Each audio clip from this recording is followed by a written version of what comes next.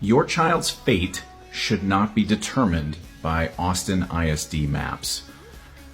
I'm Tim DeRoche, and this is the K-12 Beat. Today I'm talking about this piece that I published last week in the Austin American-Statesman, an op-ed about the plan by Austin ISD to close a bunch of schools and redraw the attendance zone boundaries for a whole bunch of schools. What I point out in the piece is that this has been very, very contentious for the community.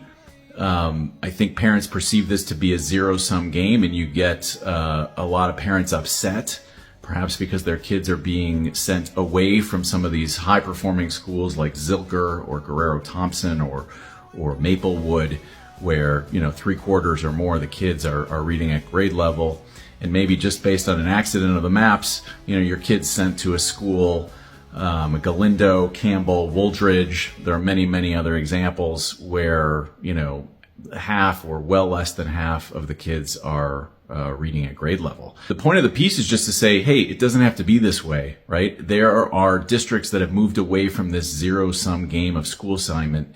New Orleans, for example, has moved to a system without attendance zone boundaries. There's still some vestiges of geographic preference for some kids, but really they've moved away from this assignment system based on maps. It's much less contentious, and every kid gets a fair shot at getting into some of these best schools.